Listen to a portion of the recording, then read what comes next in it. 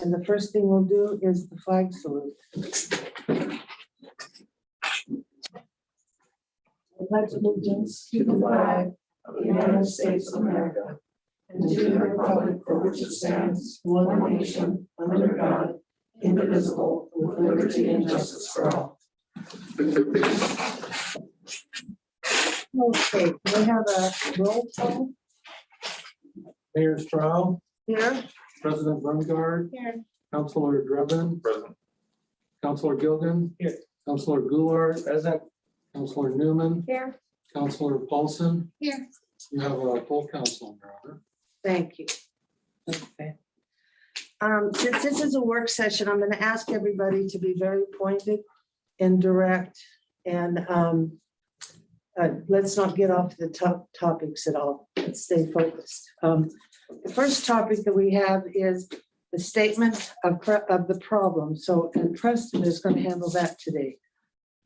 Well, thank you, Your Honor. Well, tonight we're discussing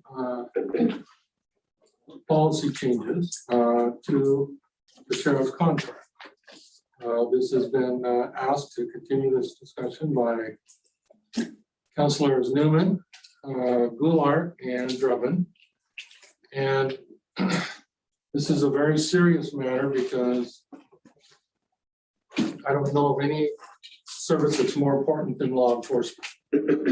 So this is a very serious matter, and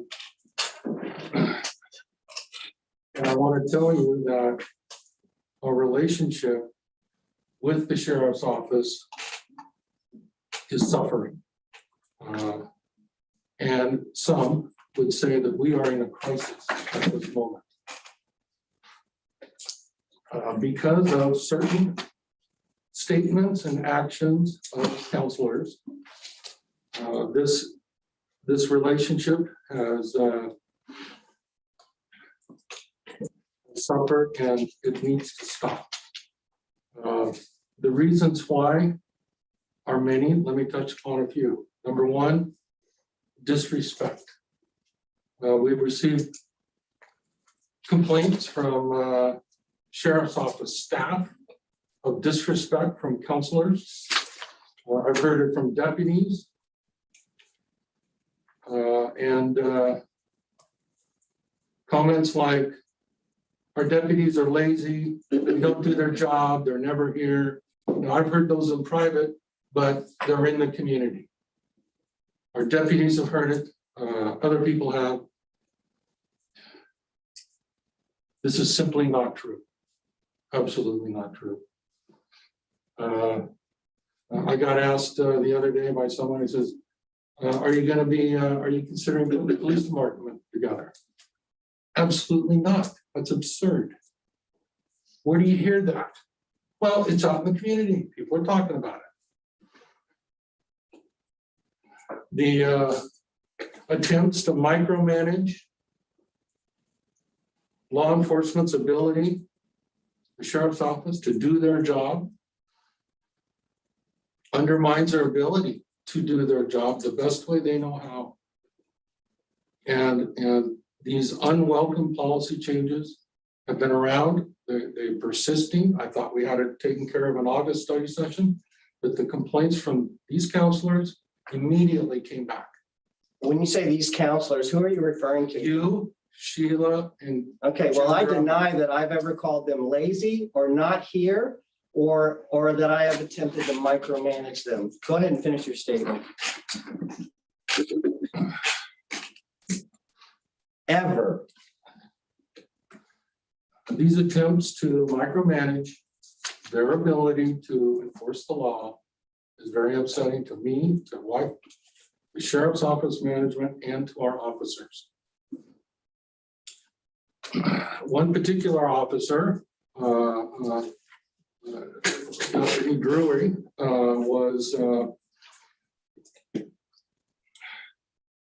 was involved with some counselors. One counselor who Some or one? You say some counselors, then you say one counselor. Is it some or is it one? two different counselors One councilor who acted out at a public meeting in Washer, to threatening and bullying teachers. Somebody finally called the cops on that councilor.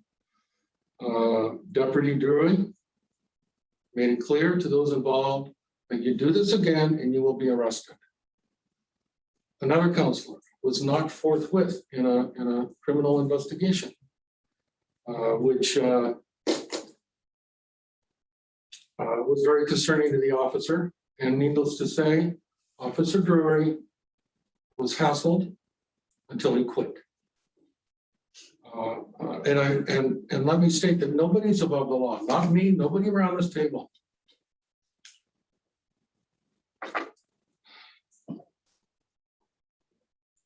Lafayette used to be the choice assignment among deputies in this county. No longer is the case. In my 30 years of managing police departments or sheriff's contracts, never have I had a council or a subset of council work to micromanage their ability to enforce the law in this community.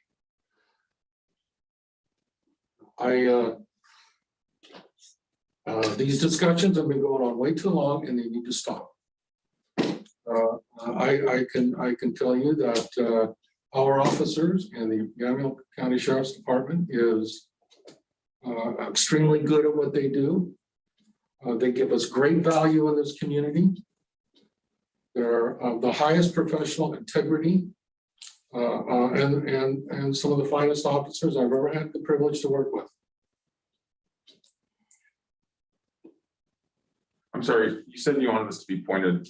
I still haven't heard what the problem is. He's just going off about micromanaging. What is the problem? He's chastising counselors, and I'm not sure who he's exactly chastising here. May I speak quickly? Go through the chair. Okay. May I speak quickly? Quickly. So basically, when I requested the meeting to have a work session for me, and I spoke very clearly to Maria about this, very clearly at the last city council meeting, that my idea was to work with the sheriff's department to improve any lack of our codes and help facilitate code enforcement. That's what I came to this meeting with the intention of, and had nothing to do with chastising. I have told the sheriffs every time they've appeared, anytime I've talked to them, they do a great job. So I don't want to be lumped into the idea. Like what I'm asking for is different than I think how that was taken or interpreted. Those are the steps in the future. Okay. Okay. Oh, okay. I'm like, wait a minute, that's not what I said. Well, why this is important again, there's nothing more important we do than provide law enforcement to this community. Our relationship with the sheriff's office is suffering from the disrespect, the micromanaging, and the fact that it's even got to a point where we have one deputy quit. Yes, Sheila, you're lumped into this. And I implore the council majority, after you discuss this tonight, that you do two things. Number one,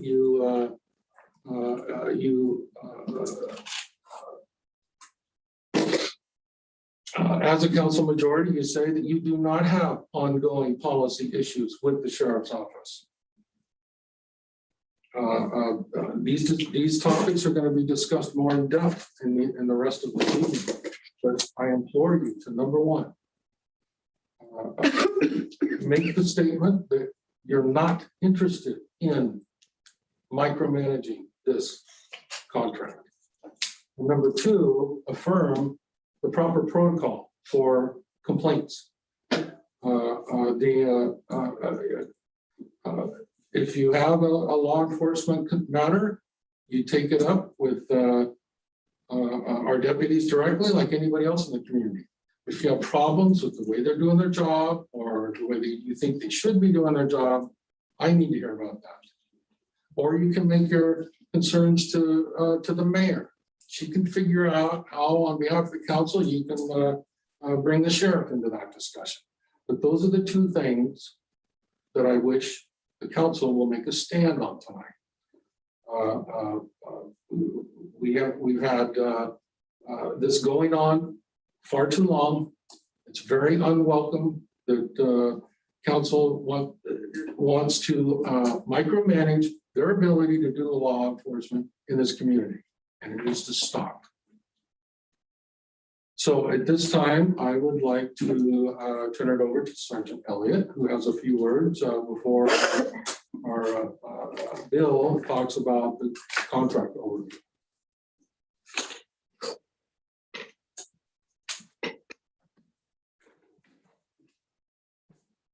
Good evening, everybody.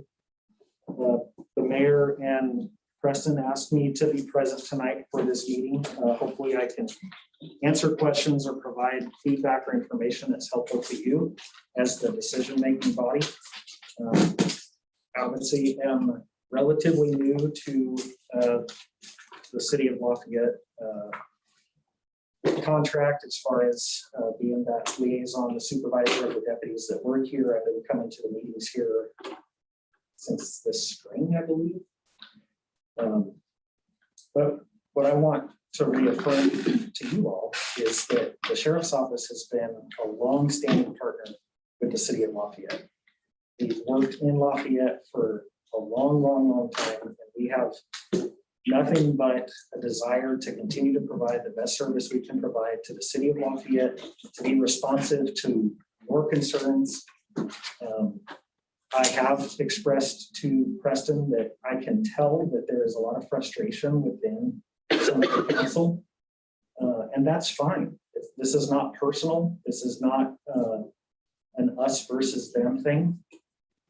If we are not doing things responsibly, or there's ways that we can do things better, we are 100% open to those suggestions and feedback.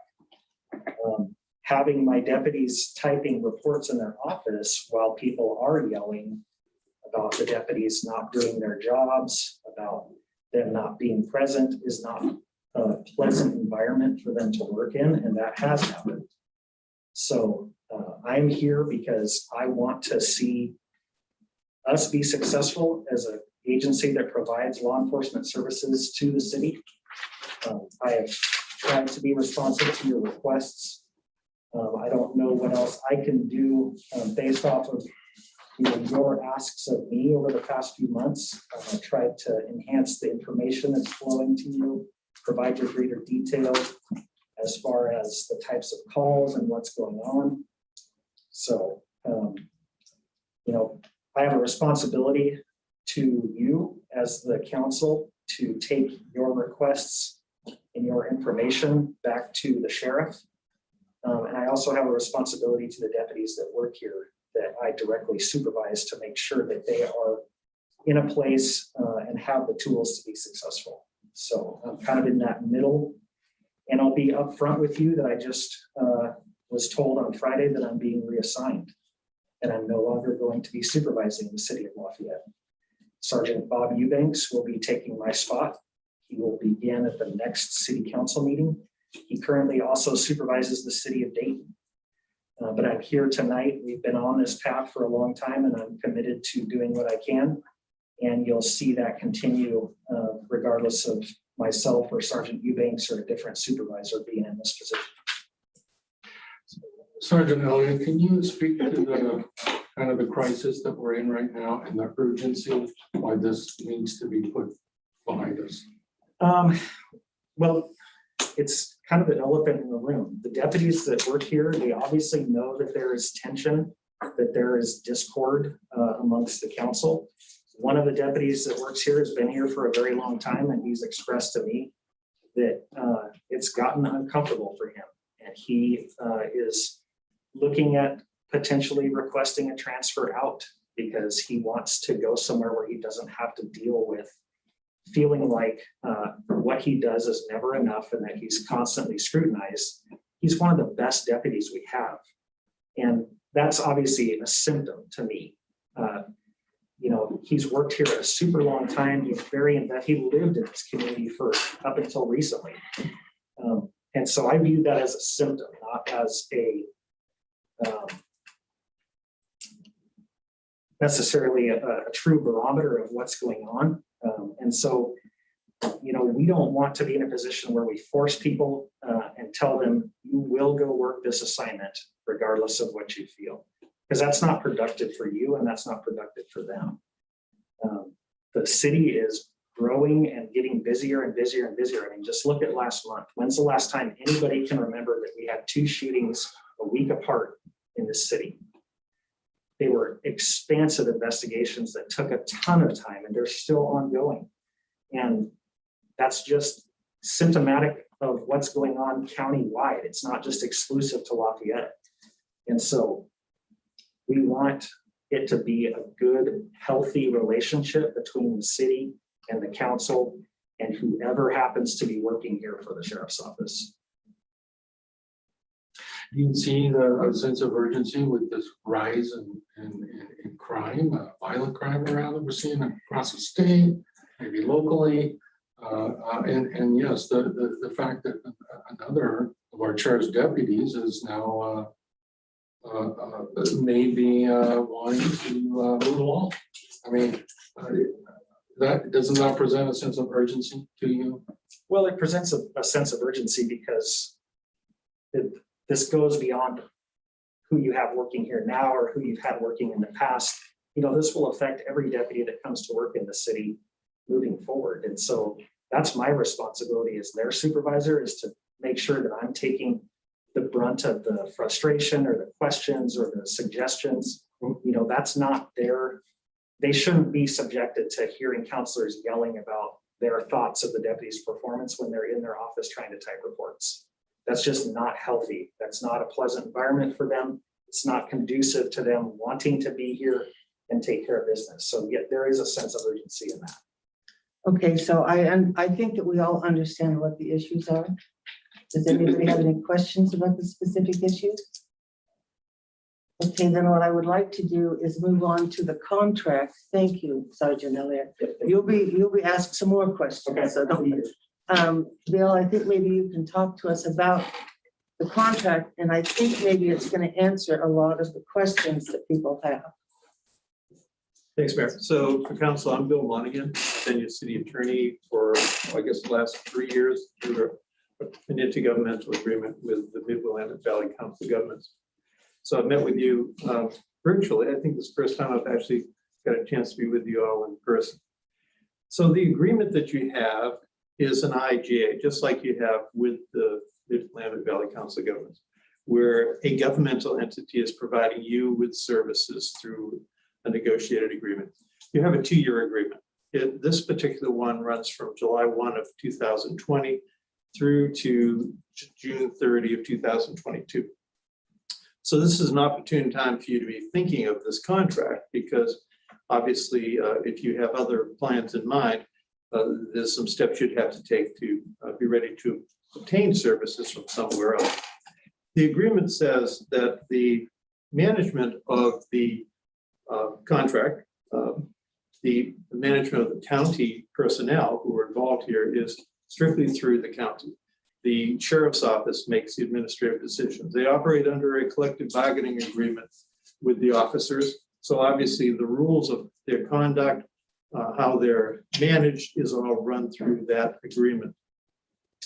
So this particular agreement, which is a very standard agreement, I believe it's probably identical, except for perhaps the financial arrangements and some special considerations, probably identical to the ones that the sheriff's office has with other entities within the county.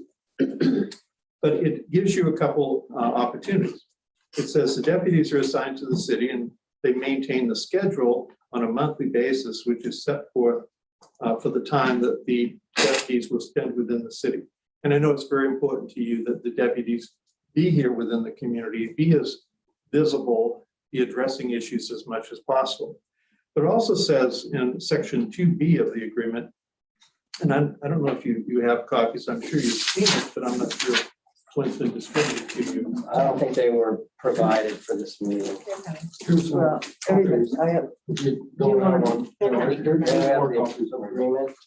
Okay, this will be helpful because then if you have any specific questions, you'd be able to direct it to me. But as you're passing that out, it says on scheduling of deputies, the city shall recommend the schedule to be, to the extent feasible. So there's a couple operative words there. Obviously, you have the ability to recommend, but you don't have the final decision on it. And the schedule is to the extent feasible, which means you have to operate within the confines of that collective bargaining agreement, as well as the availability of the offices that the sheriff's office has. So one question, I hope you don't mind if I interrupt a little bit. So, and Sgt Elliot can talk to this too, is that, so a split schedule is not part of the bargaining agreement that the sheriff's department has, is that correct? There's only 3 schedules that are currently authorized under the collective bargaining agreement, and none of them include split hours or split shifts. Okay, great. What does that mean? Like 3 hours and 7 hours or something, 5 and 5? Or The 3 schedules that are authorized are 12-hour shifts, 3 on, 3 off, 4 consecutive 10-hour shifts with 3 days off, and 5 consecutive 8-hour shifts with 2 days off. Thank you. Thank you. And the schedule that we're on, you at the police department through data decided that that would be the best, and then our administrative people agreed to it. Is that correct?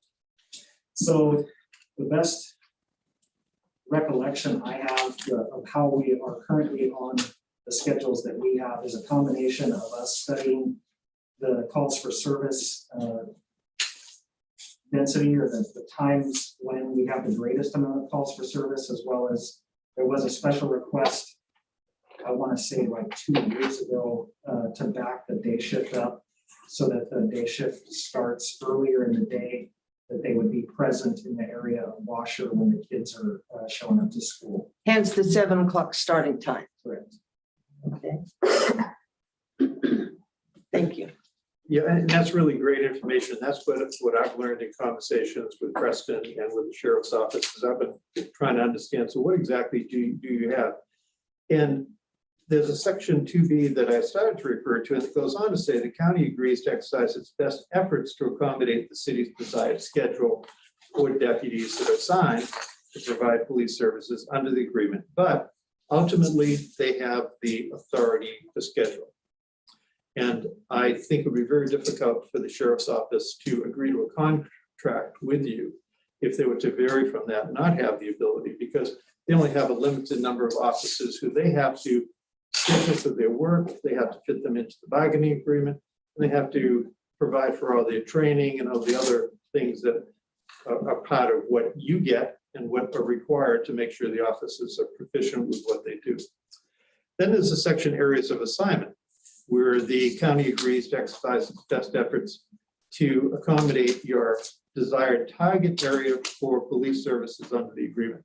So what that means is that you can communicate through to the sheriff's office where there are particular areas in the communities you would like the officers to focus their attention or primarily be circulating.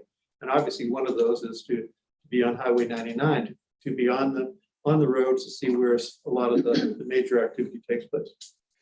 Then there's a provision D, which you provide some office space so that the officers are able to be here within the building, again, to maximize the number of hours that they're here within the community.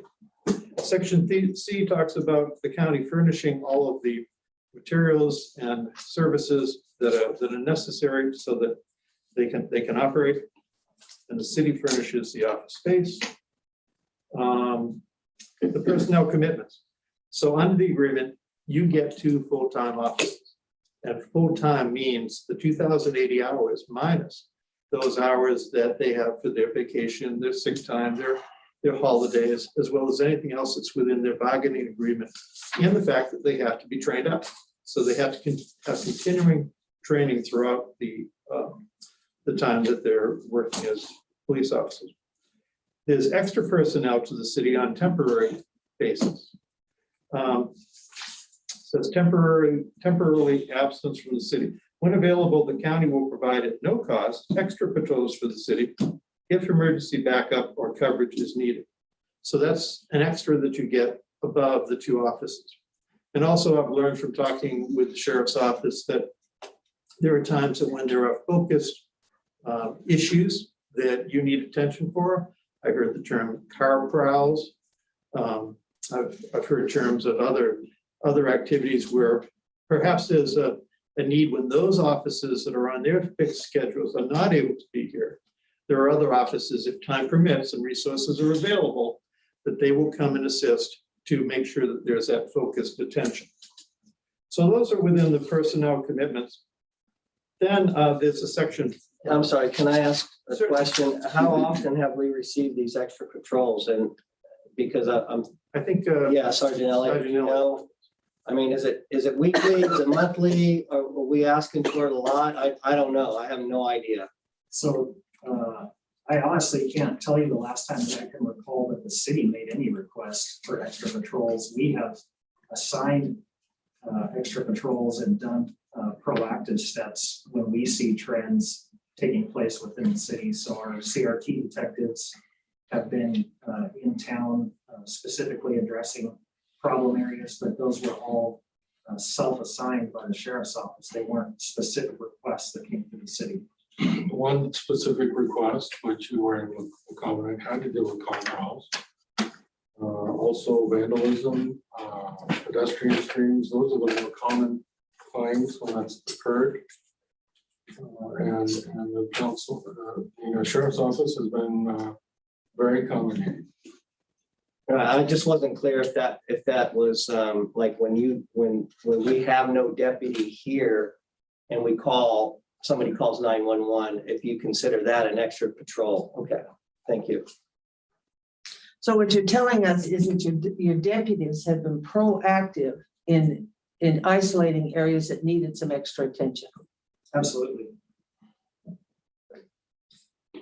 So if I can go on, thank you. Section 4D talks about that very issue that a city representative, namely the city administrator, is authorized to request emergency patrols. Did you say emergency patrols?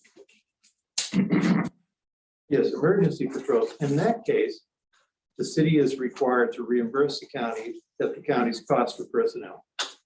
So that's a different scenario.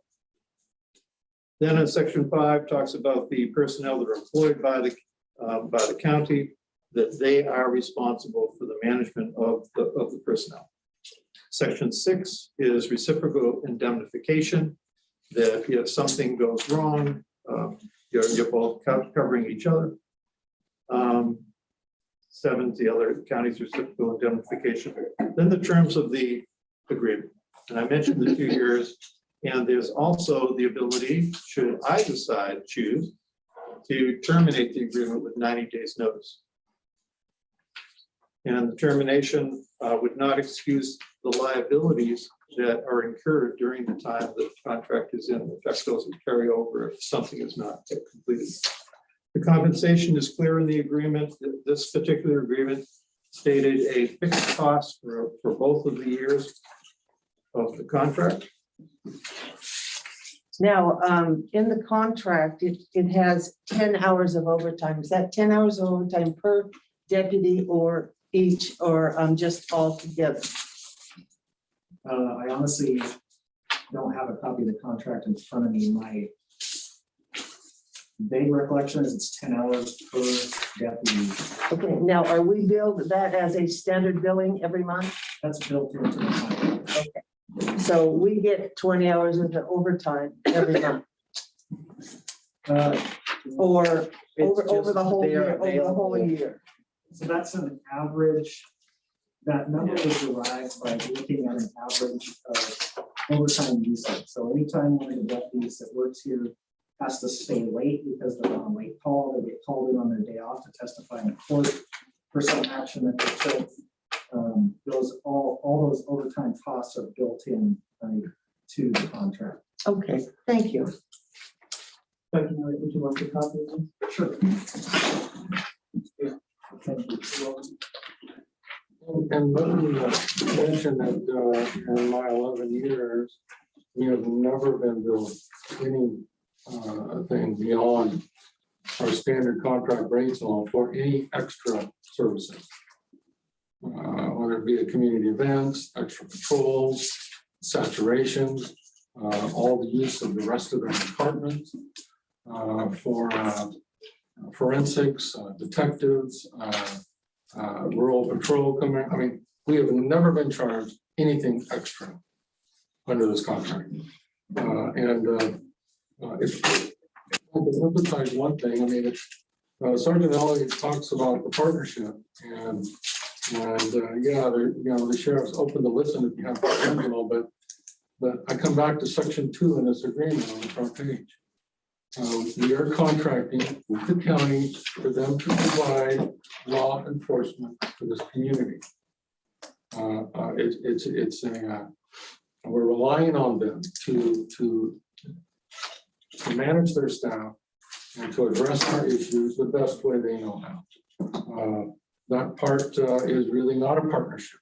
It is what the county does.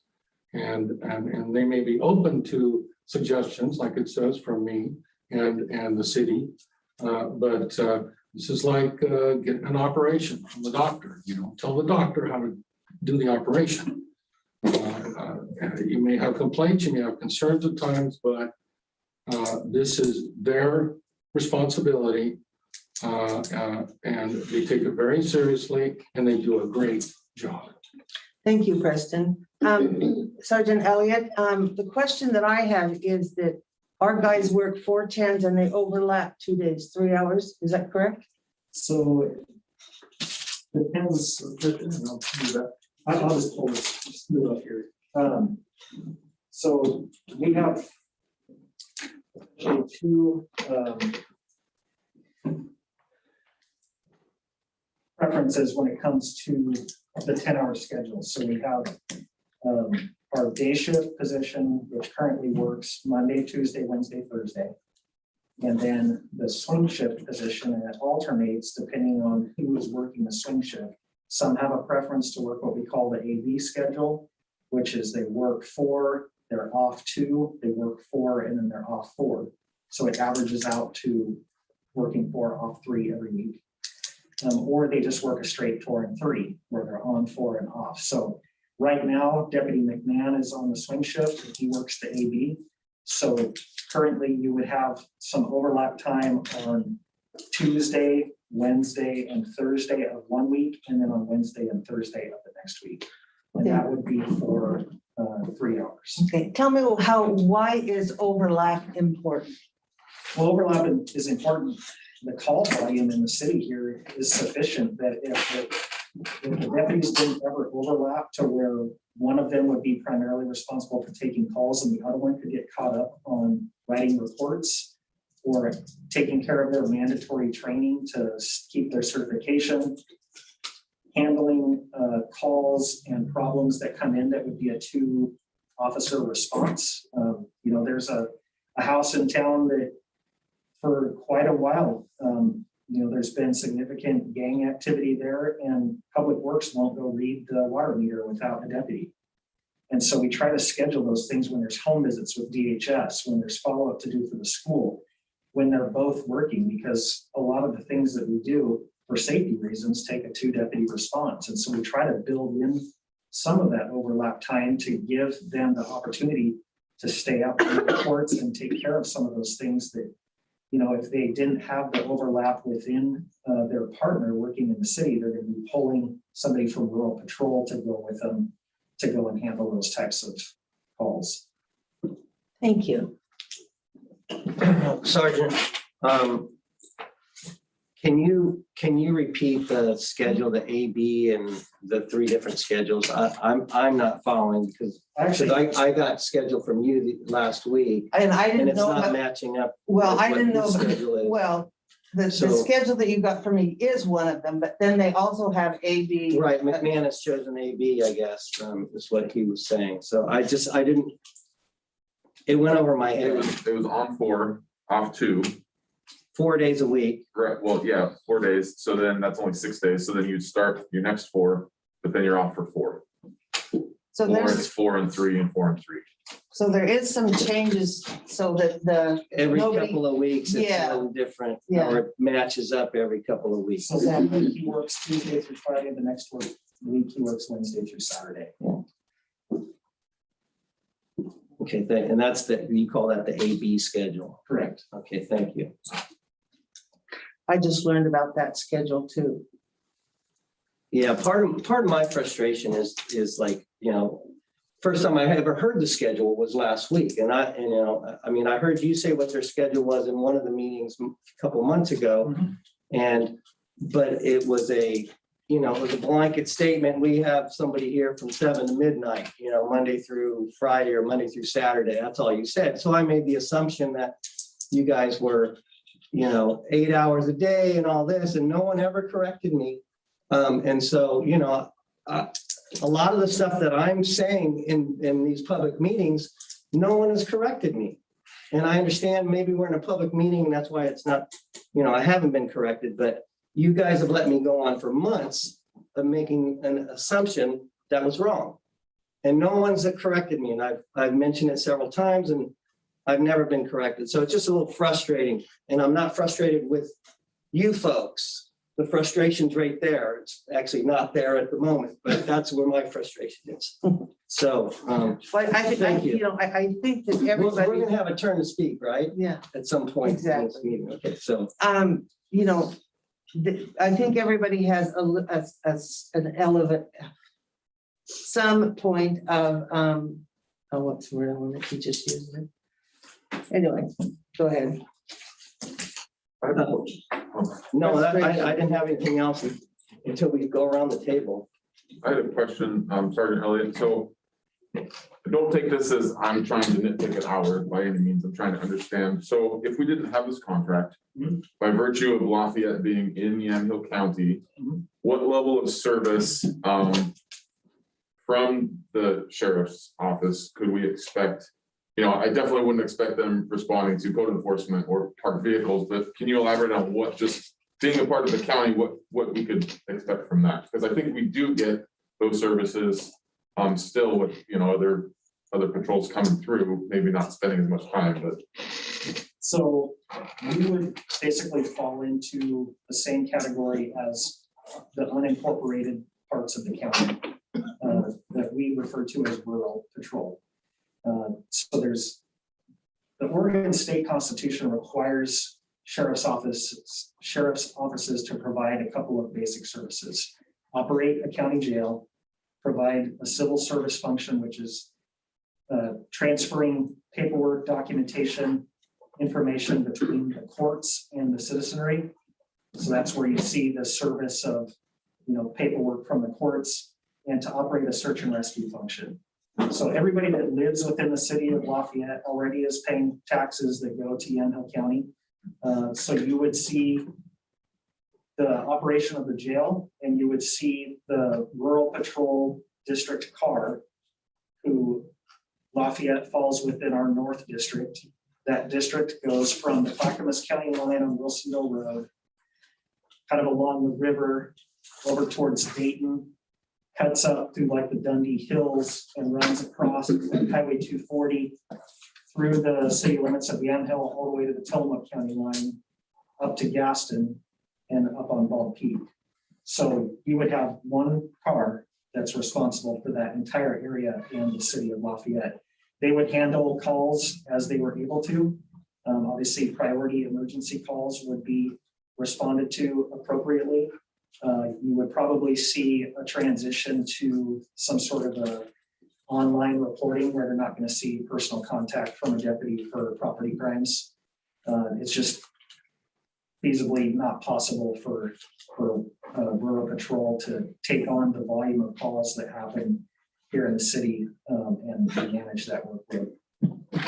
Thank you for explaining that. I've wondered that for a long time, and seeing the other cars, patrols that come through here definitely sounds like more than what, we're guaranteed under the Constitution. We have the advantage of having a couple major thoroughfares that come to the city. So Lafayette Highway, Highway 99, or 3rd Street, and then Bridge Street, because it goes out and turns into Abbey Road and Keeney Road. That's a fast route for rural patrol to get up into the north part of the county.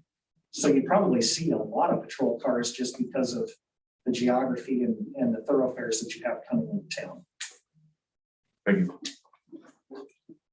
Okay,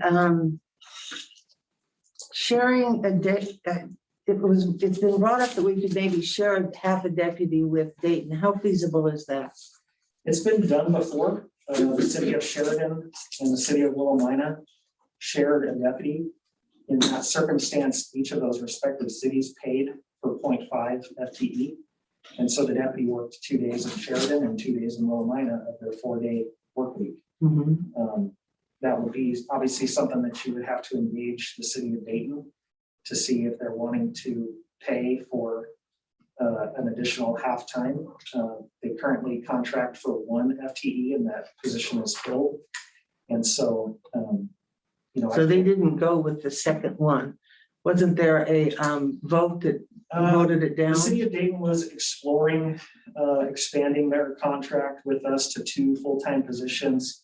They did a community survey of the residents and opted not to, they were going to go for a bond to pay for that, and they opted to not pursue it based on the results of their survey of their citizens. So to follow up on that would be where each is funding a half. And I think it was you talking in one of the previous council meetings where that's part of one city then says, well, we can't fund this, or we, you know, how do you split up a half? Correct. So has it been considered or looked at even the feasibility? I know you said with the scheduling and collective bargaining, but you know, if Dayton did have a second one and we said, hey, Lafayette and Dayton want to form a partnership, if you've got 4 together, that's 160 hours a week out of 168 hours that are there. You could have 100% coverage between the 2 cities, or near 100% coverage. I guess I'm assuming there's a little bit of overtime, but also, you know, they're away. But effectively, you could have all those hours covered, and it's up to then the sheriff's office of how do I split the hours best. You know, each shift could say, well, I think I'm just going to patrol both because it's quiet. And again, I have never attempted to micromanage, but I wouldn't want to do that. I would say, look, we want to have a partnership, and then allow the deputies to say, I think that, you know, I need to be here during this time and that, and give them that autonomy. I don't know that that's feasible with having 1 and us 2, but is that something that could work out or could be explored in the future to not share deputies, but split the hours? So I think in my experience, what ends up happening, the best example I can use is we're trying to field a multi-agency team. So for instance, we used to have what was called YSINT, the Yamhill County Interagency Narcotics Team. It was made up of staff from the Sheriff's Office, from the Kenville Police Department, from the Oregon State Police, and from Weber and Dundee. What ended up happening was individual entities within that agreement started to feel like they weren't getting their adequate portion of the coverage. And so that ended up resulting in some agencies pulling their staff from that interagency team. I think that would be more of a question for your citizenry is, are you comfortable with a contract position that we're paying for as the city of Lafayette, that they're spending time patrolling and dating? Okay. Okay, anybody else have any questions for our city attorney or Sgt Elliot? Okay, the next is priorities and enforcement of non-criminal matters. You know, I wrestled with this topic about priorities. When I've heard in a lot of the different council meetings that there's a priority 1, 2, 3, and 4. But when I went to go looking for the priorities, I couldn't find any. And I think what we have been doing is we've been using the priorities incorrectly. The only priority that the police department has, we have control over, is the priority for them to do ordinances, which is a low priority. It's not a priority 4 or priority 3, it's just a low priority. I also looked at this, I don't know if any of you have seen this or remember it. Let me see if I can find it real quick here. This page here, does anybody remember these pages? Yes. These are not priorities of crimes. These are codes that the deputies used or the dispatchers used to code their crimes for the FBI. When I researched this piece of paper, the only place I could find that there might be a code, and that is down at the bottom, it says PE equals personal crimes, PR equals property crimes, SO equals society crimes, and OS equals Oregon State only crimes. Well, through my research that I did, I found out that the priorities are already set by the type of the crime by the dispatcher. Am I correct? So there is a little bit of a clarification. The classification that dispatch gives to a call is based off the information that they have, and that may not necessarily align with what the crime level is that gets reported to the FBI. They may not be in sync. A lot of times the information you get up front isn't necessarily thorough or accurate. So, dispatch assigns a priority level to a call based on the information they have, but the way that they code calls is not even necessarily in sync with the FBI and state crime index reporting. And so that's a function that our internal records, when we submit the case reports, they are the ones that make those reports to the FBI and to the state under whatever crime classification they are. But those are internal things. We're talking about priorities for a sheriff. So the priority for the deputy, dispatch can assign a priority level to it, but the deputy ultimately has the authority to decide, I'm going to go to this call first over this call, even though this call might be ranked by dispatch as having a higher priority, might be a priority too. Code enforcement in any realm of law enforcement that I've been involved in is always something that gets done when you don't have anything else going on. There is definitely different approaches to how you can go about doing code enforcement, but there's very few code, like city code violations that are going to come through dispatch. Almost all of those are self-initiated by the deputies as they're out driving around, or they're coming through City Hall and getting pinned to the door for the deputies to follow up on. And even that now is a little bit different with the hiring of the code enforcement officer, because now he's tracking those complaints that come in, and then he's reaching out to the deputies when he has one that he says, hey, I need some help dealing with this one. So code enforcement, it really can't be put into that flow chart because it's not a reportable offense that goes to the FBI. That's just something that is kind of driven by the priority of the community where people are working. The point that I want to make is that the priorities are set by the dispatchers and then the deputies themselves. Correct. They're not something that this council can say, we want this in priority 1 or this in priority 2. Those are set by the professionals that do the work. Is that not correct? As far as, fitting it into priority 1 or 2, I certainly think That was just an example. Appropriate for the council to say, we field a lot of complaints from our constituents about abandoned cars. And we really would like you in your undedicated time to focus on dealing with abandoned cars and have that conversation. And that's the type of communication that, flows back and forth. So, And I think that's why we're doing this tonight is because we're, the priorities were set by a previous council, I imagine. No, we And never it's just said been that. rolling and rolling along. According to Preston, we have to decide for him to make a change to what, the schedule and what enforcement, issues or categories are priorities. And so that's what he's been telling me for a year and a half. Well, I go through council and council has to agree on it. So I think that's why we're here tonight. I can tell you this, and I'm sure that Kayla can agree with me, and you probably too, is that I was on council for 10 years, and we never set a priority, and we never did anything with the police Okay, department. so then that means Preston came up with his own standard and then he's saying that the council has to, tell him to change those standards. And that's what I've been hearing from him for a year and a half. If you want them changed, you have to go to the council and the council has to make a collective decision to make these changes. So I think that's why we're here tonight. I think he's, well, maybe. I you got should answer emails. that. I got emails a year and a half ago I think saying that. just really quickly, I think some of the confusion is when Preston has stated priority 1, 2, and 3.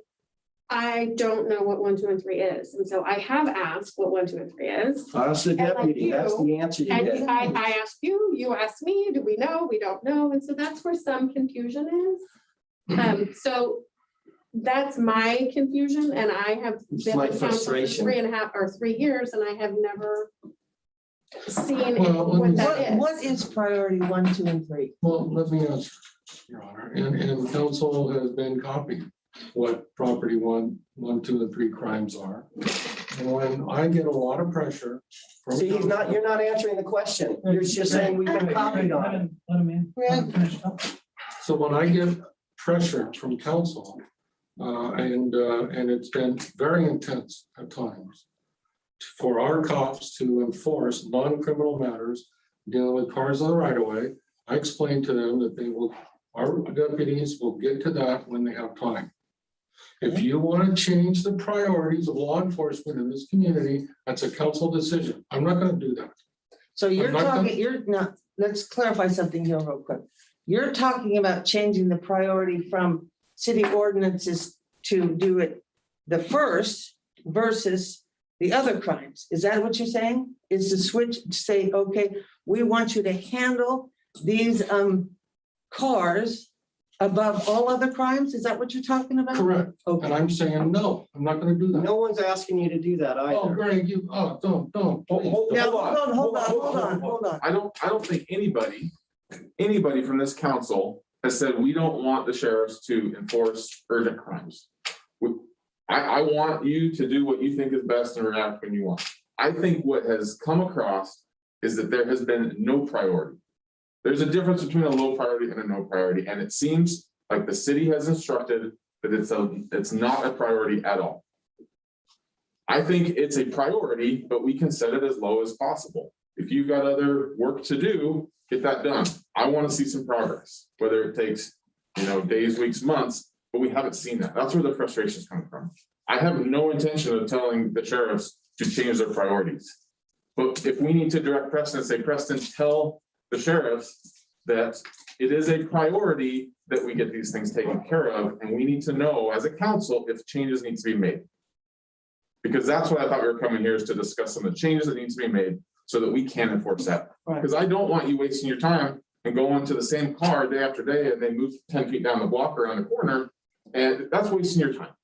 And we can fix that, but that communication seems broken and it's not happening. And Preston, you are the person that's responsible for the communication between council and the sheriff's office.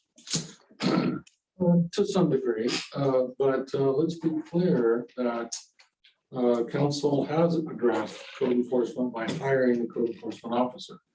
How we've already met to coordinate how we can relieve some burden on the sheriff's office with our code enforcement officer. And tonight we're going to talk more about vehicles in the right of way in particular. So that is the subject of the discussion tonight. But to this point, I have resisted turning our deputies into meter maids, into pursuing non-criminal matters of vehicles in the right of way and making that a priority over everything else they do. I've been very clear with council on that and with our deputies. And if you want to change that tonight, you have an ability to do it, as well along with other policy issues. That's why you're having this discussion. And I hope that all those discussions can be put to bed tonight. And we're going to talk about an ongoing discussion about vehicles in the right of way, where we can make some improvements. That's an ongoing thing. Can we talk to that in the topic, which is the next one, the priority, that stuff, okay? So what I'm hearing here is that what Jim said, and everybody is agreeing, is that we want to be able to have these cars taken care of, but not at the expense of a physical crime or of something that the sheriffs need to deal with. Is that not correct? We don't want to put the cars in front of the real crimes. Is that correct? Yeah, that's correct. But my understanding too from the deputies, which they've said on numerous occasions, is part of the issue is the code enforcement, the way, or the city ordinances with the way that they're written. Right. So I don't understand why we're sitting here wasting time battering back and forth with, Right. let's just fix the damn ordinances so that they can do something, because it's not their fault that their hands are tied here. No, And we we've been agree. asking for 3-4 months. Suggest some ordinance changes. So I'm hoping you came with that. Well, I guess now we have an ordinance. Whether we officer, have right? an So ordinance now we change, push it off for another month, No, right? So here we are. No, that's not accurate, Greg. Not accurate at all. And in fact, they came here about Amity's ordinances and I It looked wasn't into it. forwarded. And then those ordinances got pulled. So I have actually been researching different counties, trying to compare it to our city ordinances. But when, I don't remember if Sgt Elliot or, I don't remember his name, but they had said that they just changed, but then when they came back to the next meeting, it was actually taken back from Amity. So that was kind of the holdup there. And I think that was literally September, might have been August. well, You said you're, they repealed the ordinance that Amity did? Amis. it never went, My understanding is some of it's not legal. Okay. So there was issues with Turned it. out to be not legal, right? that you're absolutely right, that one of the major things to this whole process is changing our ordinances to make it easier. But until we change our ordinances to make it easier, do we want the police department to prioritize those things higher than civil crimes and that type, or do we want to leave it where it says, when you have time, you're going to deal with this stuff? Well, I think that's what's appropriate. We have a code enforcement officer, for And God's sakes, that we're paying for. And like Sergeant Elliott said, when there needs to be backup, we got it. The deputies are able to go. And yeah, there might be another crime that's gonna prevent it for a little bit. But things are getting done around here. And so the focus needs to be on fixing these ordinances to make it easier on these deputies and the code enforcer to enforce these abandoned cars and. No, I agree. I agree with you. So here's the thing also, right, is how many ordinance officers have we had in the last 12 months? 3? Well, if you look everywhere, nobody's able to really keep employees. That's right now. not the question. The question is, how many have we had in the last 3 months? 3 or 4? Is this our 4th one? I lost count. No, I think- But in between all of these ordinance officers, we were using the deputies. And so the deputies go out, they write a ticket, tag a car, they talk to an owner, and then that's it. There's no follow-up. And we've been in between ordinance officers all of this time. I'm going back to March. So How do here you we know are that here we are in October, almost November. And in between all these ordinance officers, they haven't had any time to follow up on any of these vehicles. The 5 that I'm talking about on Adams Street since March. How do you know that they haven't followed up? Because they're still there. Okay, but as they've said. And no one has they have corrected to me. Go through. No one has corrected me. I've talked to him. Why is there no follow-up? I talked to Elliot. I emailed Sergeant Elliot and I emailed Captain Ray. Why is there no follow-up? There's no follow-up. And I get it. It all comes back to the gatekeeper over here, Preston. I think we heard in the September meeting during code enforcement that simply moving a car around the curb was considered resolving an 72 issue hours. to the city. I don't agree with that. Well, They the can say- law, that's the the law ordinance, allows, if you're parked here for 72 hours and then you park over here, the clock starts again. That's just the law. That's the problem. They. That's the ordinances and And that's. the interestingly problem. enough, that the car that, the Mercury, the Capri that I'm talking about is in the exact same spot that it was in March when it first got red tagged by our ordinance guy. It's right back there now and it's been there several different times. It doesn't have a flat tire. It's got a low tire, but it's not flat yet. I'm just trying to make a point that if we're going to use our deputies for ordinance, when we're in between ordinance officers, there should be follow-up. And, you know, my goal is to clean up 99. We're getting everything new down the street. And I don't want to see those 5 cars back on the street. And we were talking 2016 tags on these cars, and there's nothing we can do. So let's make some ordinances that we can, deal with these cars and get rid of the 72-hour. If I was driving a 2016 vehicle down the road and the sheriff's got behind me, I'd probably get pulled over for it. Okay, Expired tags. So how can they just park on the street? okay, we're a little bit off of the subject We are. here. We're talking about priorities. So everybody is in the belief that parked cars and ordinances are important, but they're not as important as physical crimes and that type of stuff. Is that correct? Do you think somebody should go out on a parked car when we're having a shooting out here? Look, even if we decided it wasn't, I would be pretty impressed if you found a deputy who ignored a shooting or some other violent crime to go deal with a parked car, regardless of what our priorities were. So I don't. No, I agree with that, but what's happened here is that evidently somebody wants it set down in writing that this is the priority. This is the Who's asking statement. for it in Everybody writing? everybody needs to agree on that. Well, that's what the Well, no, priority he just discussion needs has been. direction. That's what the priority discussion has been for the last 4 months. I think it's been focused on our own thing. I agree. I really do. I don't think anybody's asking us, or that anybody's asking Okay, to reprioritize calls they get. okay, We're simply saying, we want to see action on this. If we've got a code enforcement officer and he can take over 90 or 100% of what we've been expecting them to do, that's great. Especially if we've got unenforceable ordinances, I don't want you to go out 5 times a week. That's wasting your time. Let's focus on what do we need to do, because once we have ordinances that will work, then yes, we say these ordinances are a priority. If you see something while you're out patrolling, please do what you can to enforce them. If there's problems with these ordinances, come back. We're trying to work as a partnership. We're not trying to reset priorities. thank you. Preston, is that clear enough? Well, it is, and that's what I've been saying for months and months and months. Is that the deputies will get to it when they can. Our city attorney's here tonight to explain some of the how illegal cars parked in the right of way is different from. We're not to that point yet, Okay. Preston. That's Yeah. the next project. Yeah. Let's get this one taken care of first. So you understand from the whole council what we're asking for as far as priorities? Basically, no change. I don't want to have a discussion about priority 1, 2, and 3 anymore. I agree, and that's And we what can I'm, leave it- we that's can what I'm bring it trying up, to right? get at, Right, Jim. yeah, okay. What I'm trying to get at is that, do you understand what everybody is expecting you from the parked car type of a situation? And we're gonna make strides in that direction because we have a code enforcement officer. Okay. Until we don't have a code. Well, then let's not enforcement chase this one off.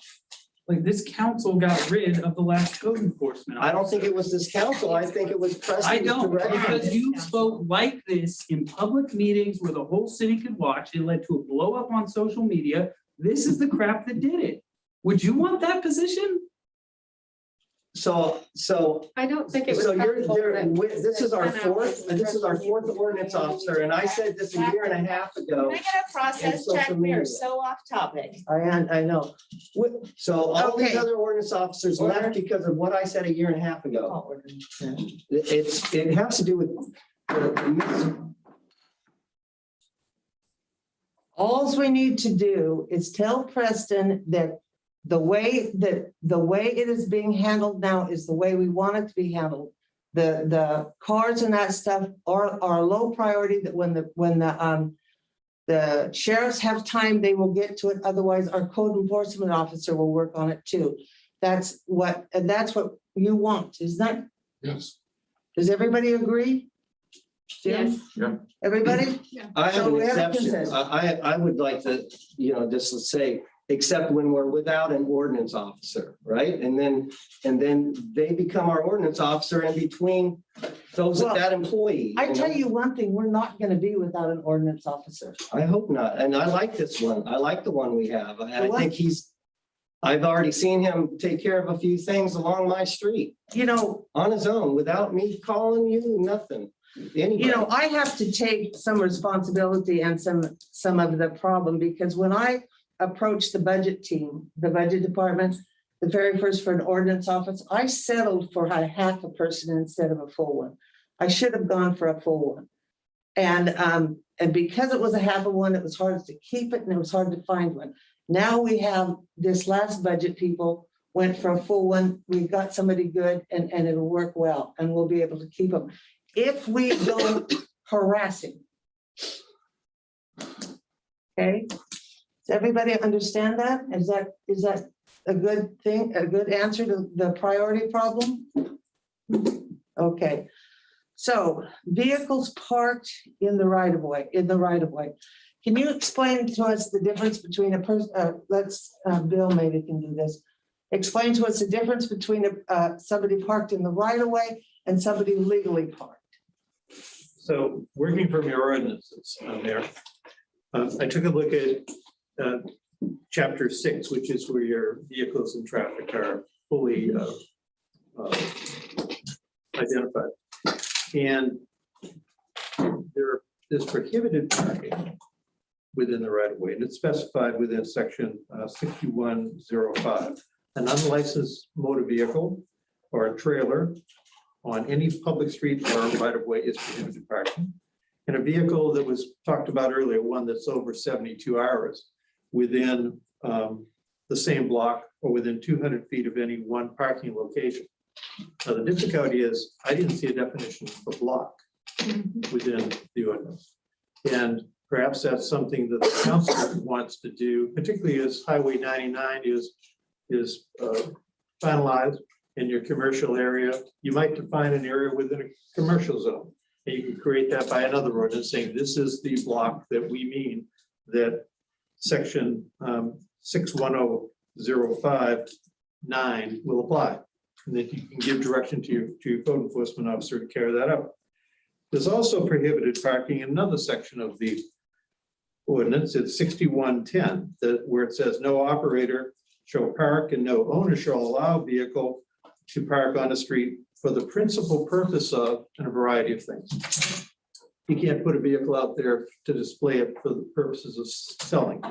You can't repair or service that vehicle on the street unless it's for an emergency during the time of the emergency, not a week later when you have time permits, or displaying advertising from that vehicle or selling merchandise from that vehicle, unless that's authorized somewhere else. So someone can't come and set up a food cart, for instance, on a street. So you're specific to that. And then there's also some other sections to talk about loading zone limits, and you can't leave a vehicle unattended that's operating because the police need to step in and deal with that situation.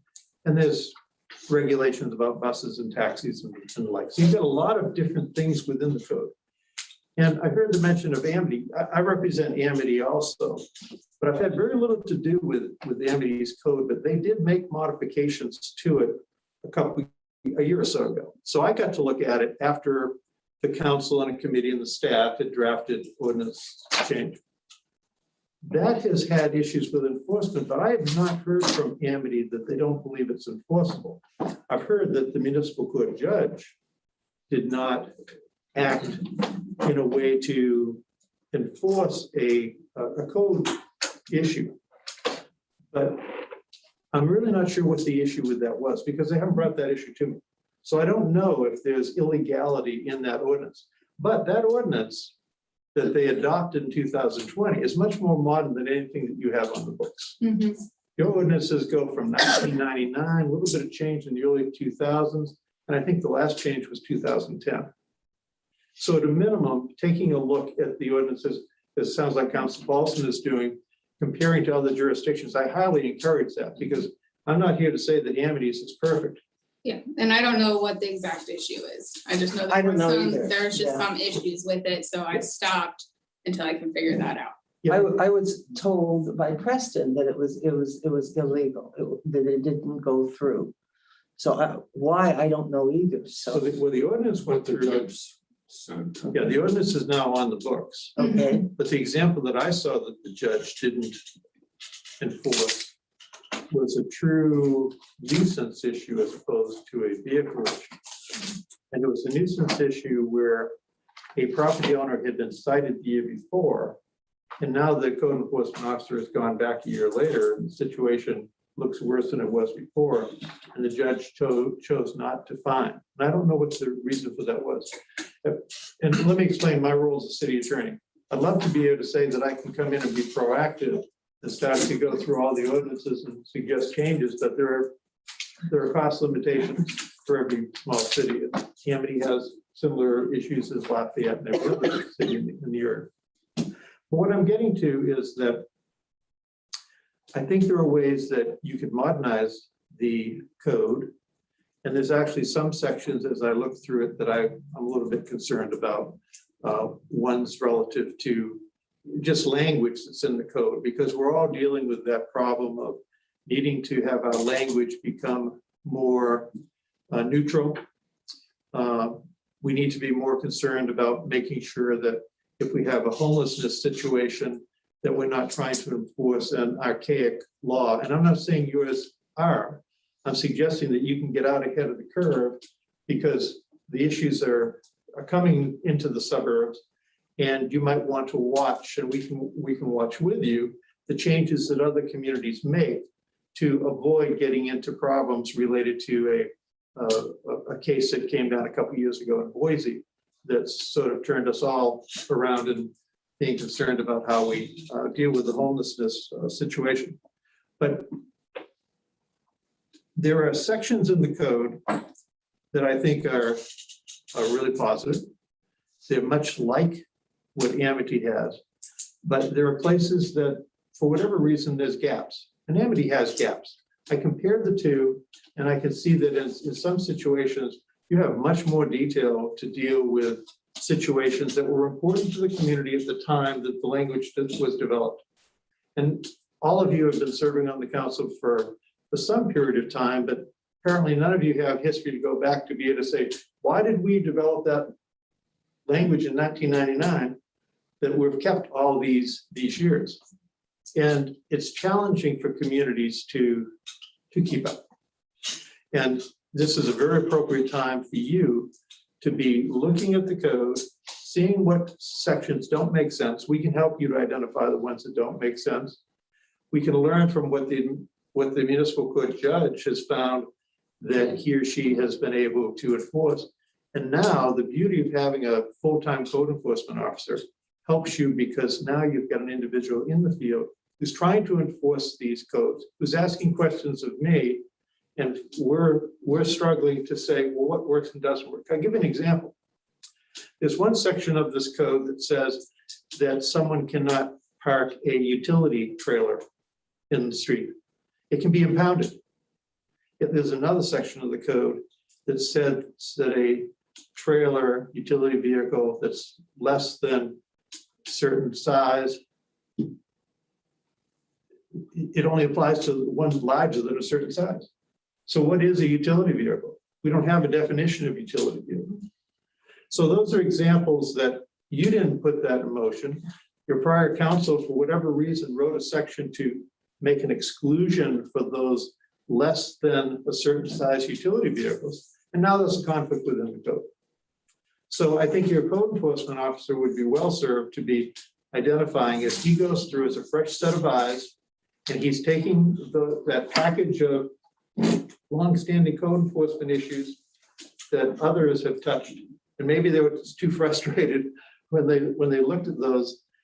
Maybe he can now help us to identify and go through and create a more perfect code. The League of Oregon Cities that you're a member of oftentimes will create these model charter, model purchasing. I've yet to see them do model code enforcement because it is so challenging and it is so unique to different communities. Maybe you'll be successful being that one and you can go on the circuit and sell the perfect code enforcement tool. I haven't seen it though. Another thing I need to point out is many of your code sections say that the police will do this, the police will do that. So this was written at a time when you had in-house police services. And you're not going to be able to afford to have the police do all the things that you want done.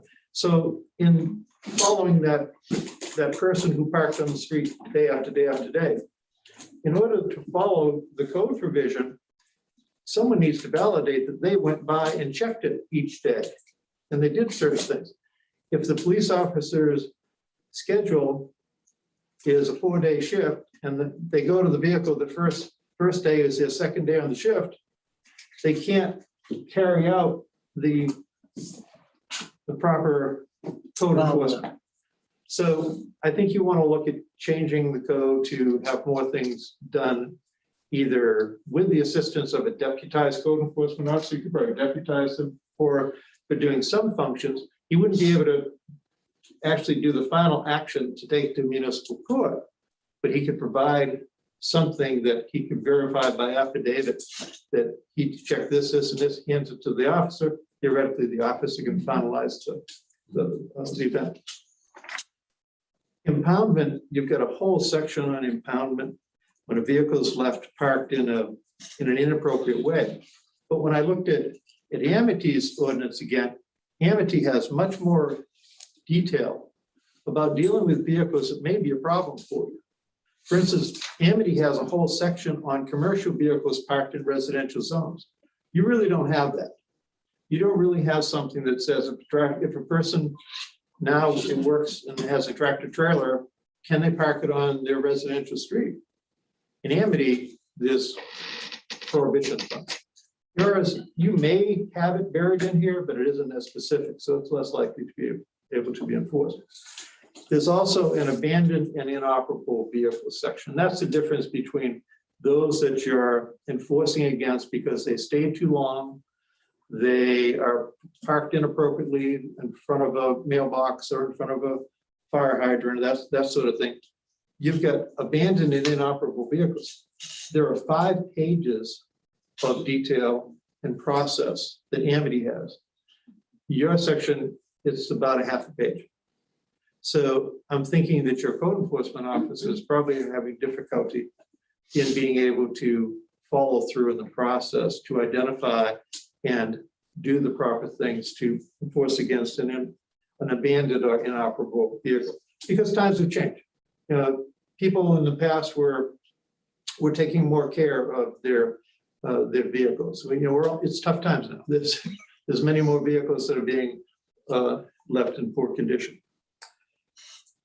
So anyway, I identified in my limited research that there could be some review of those Amity sections, and I only stopped there because I didn't want to go too far afield and start to try to write something that you then said, well, why did you spend so much time on it? And also, I didn't have a full feeling of what your immediate needs are, and I think that's what you might want to do. What do you know about the parking? We have like 2-hour parking only signs. Can you address that? Because these cars have been parked for years. Sure. Right in front of the sign. So yeah, and that's a very common thing in most of the cities that I've worked for. is it just for show? Pretty much. Yeah, okay, that's what I figured. Yeah, and I'll give you the example. I've worked for some cities that had 4-hour parking, and they had deviations on that where it would say between the certain hours and such and such.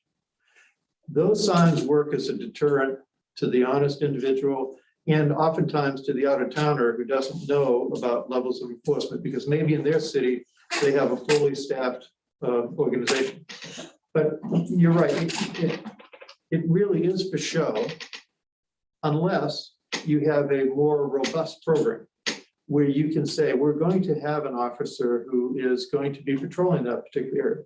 I'll give you the example. I used to work for the city of Milwaukee, and we worried that when light rail came, that downtown Milwaukee was going to change dramatically.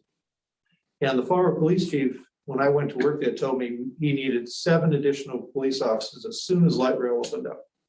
And much of his rationale was because he thought parking in downtown from commuters who were going to be jumping on the light rail to go into Portland was going to get out of control. We ended up hiring 0.5 police officers after the light rail opened. And it was primarily to enforce those signs that you just spoke of.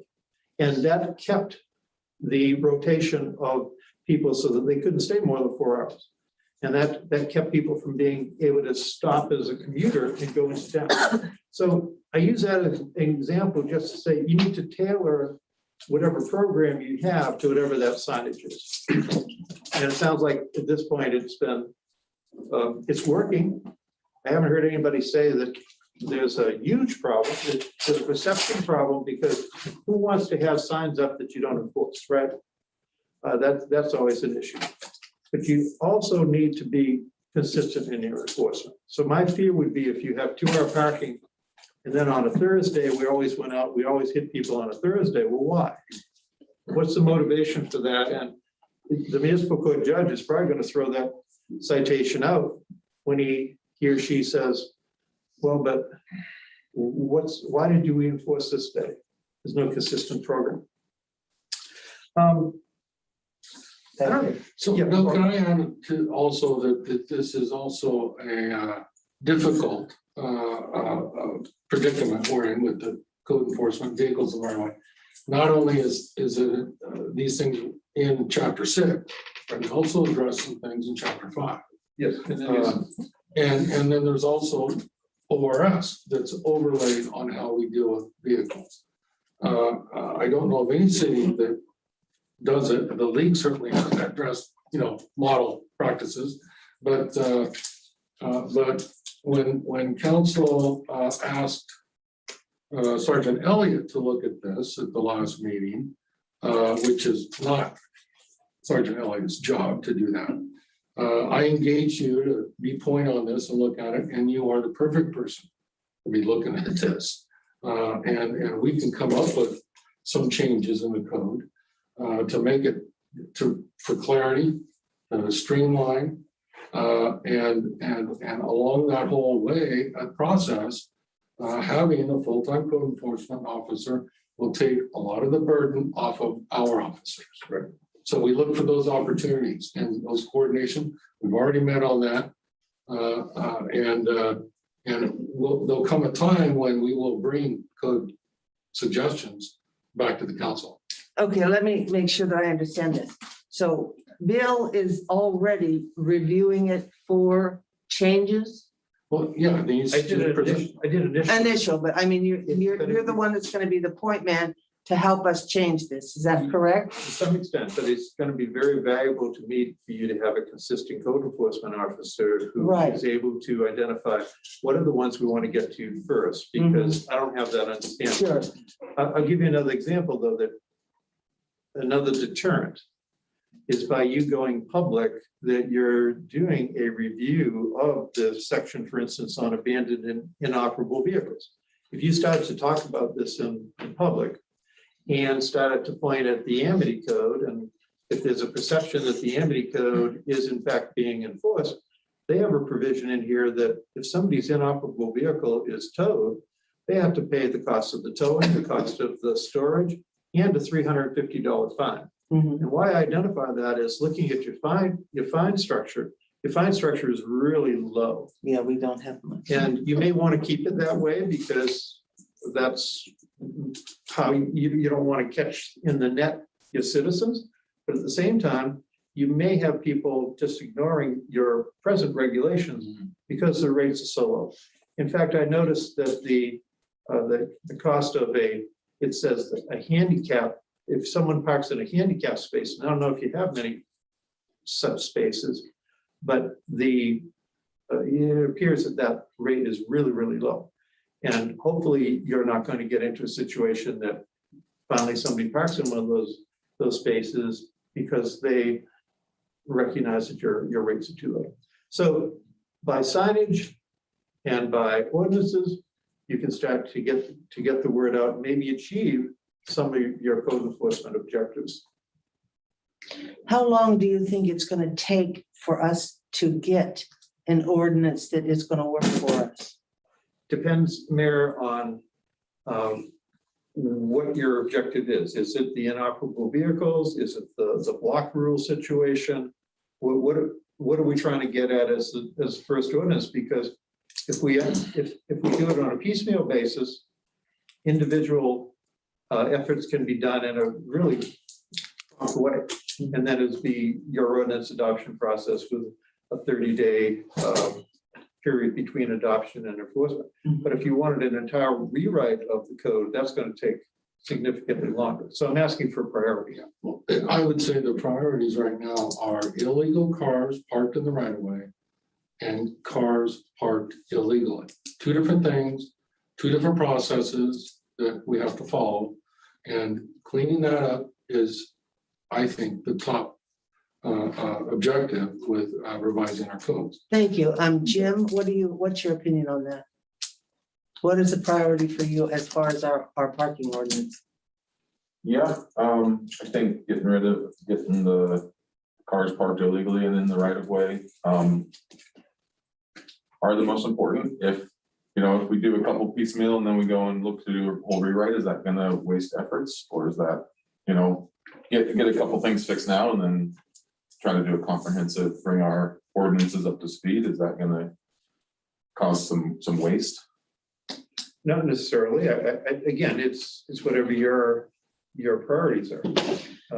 If you're not looking at creating the perfect overall ordinance at one time, I think it's a lot more efficient to address a small portion. As long as it's, again, we have to make sure that any fix we make is not inconsistent with another section of the code. And there's a couple of those already that we can get at later on. They apparently are not causing major problems because I'm not hearing that code enforcement hasn't been able to enforce.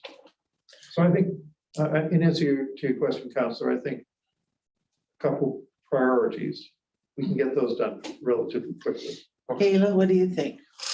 I agree, and I was gonna ask, can you follow up since you work with Amity, try to follow up on that and let me know? And then I will continue my research on the comparison, because I haven't just been comparing to Amity, I've been comparing to several different small town cities in the state of Oregon to get an idea, and I'll just focus my research still on it's mainly been vehicles and property. Excellent. Greg? I'd also like to be included on that. I'd like to know what Amity's, what the issue was with Amity's.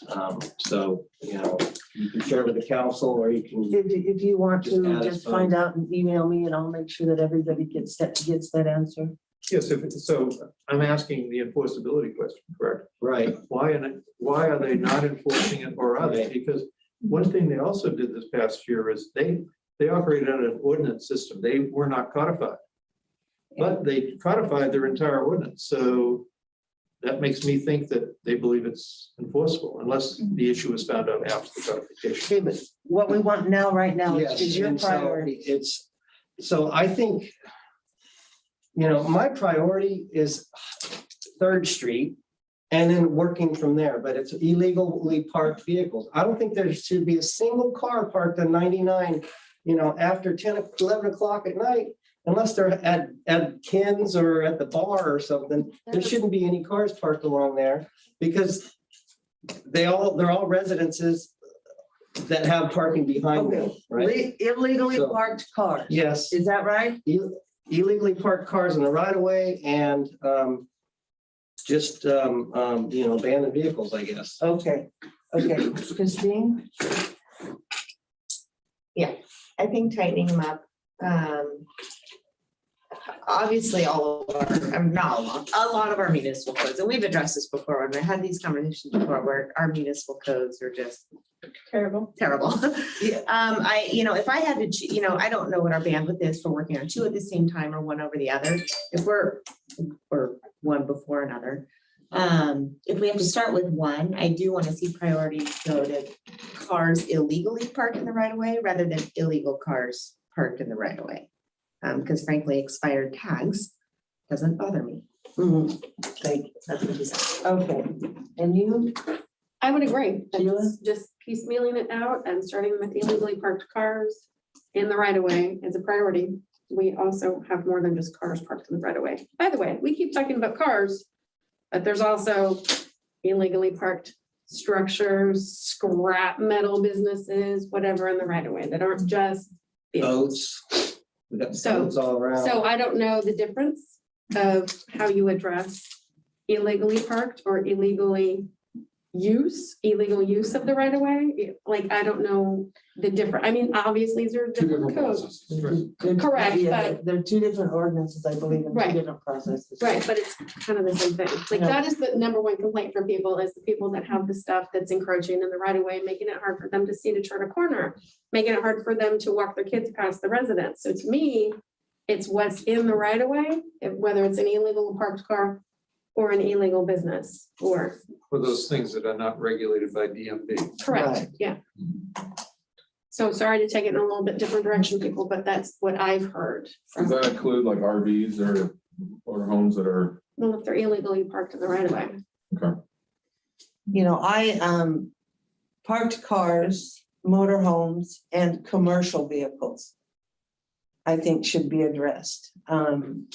These half tractor trailers, this type of stuff, I don't believe that our ordinance is good enough as to whether they can or cannot be parked on the street, if they have to park in the driveway, that type of stuff. That's the only other thing that, other than just the parked cars, that I would say we need to look at.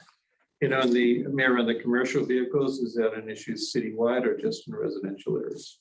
It's been an issue in residential areas. I don't think our code specifically specifies whether it's commercial or residential area.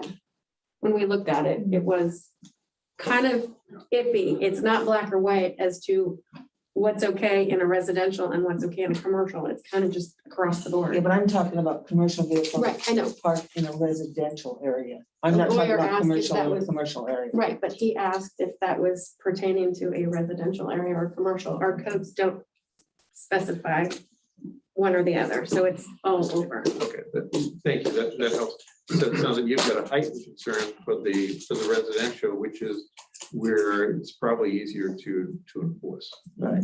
Because there's less reason for the vehicles to be there, particularly overnight. Lee, Yeah, no, I think I agree. Jim asked a great question about the efficiency of it, and I think just along with that, I think that we should probably call it, and I can be corrected if I'm wrong, but I think we should probably all understand that doing a comprehensive review of the entire code is going to be a process that takes months. I mean, it's not something we can just ask the attorney, hey, can you build your rate to look through all of this and make comprehensive notes? exactly. So that, I think we all need to go in with the understanding that that's going to be a comprehensive process that's going to take this significant amount of time. Right, but at this point in time, like he said, we can do it piecemeal a little bit and maybe stop some of the problems that we're having, or the questions and issues that are going on. Yeah. Okay, does everybody in agreement with that? Preston? Okay. That was our last topic, and there's a mayor's statement here. And- I'm sorry, excuse me. I'm sorry. You know, I don't want to drag the meeting out, but I do want to address his opening remarks about, you know, his insinuation that three counselors, or one of the three counselors, are calling the deputies lazy. They're never here, and I've never said that. So if I have, I want to be called out right now, because that is not the case. And I'm not a defund the police person. I'm happy to pay $350,000 a year for two deputies. Mhm. I just want to make sure we're getting the right hours, and we didn't even discuss their hours. I'd like to see them go to 8-hour shifts. You know, Greg, I don't know who said that or what's going on. I've just heard a lot of the stuff and of what's going on. If And now's not the time, that's all we need to hear. yeah. And I'm happy to put it on pause and talk about it later. Mhm. But I didn't know if you were going to close this meeting. I didn't have an opportunity to address Yeah. that. I agree. And I can understand your concern. The only thing I can tell you is the rumors that I've heard are the things that I've heard. Nobody's specific, no names have come up. So I don't know of any specific names No. saying those things.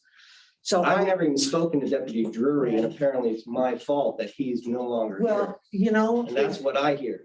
if So you, I've never even spoken to the deputy, ever. if you didn't say any of that stuff, then you should be confident in yourself that you're okay. Okay, well, the insinuation, and directly, he said that I was one of them. So I'll talk to Preston about that later. That's fine, I guess. Maybe you and Preston and I should talk.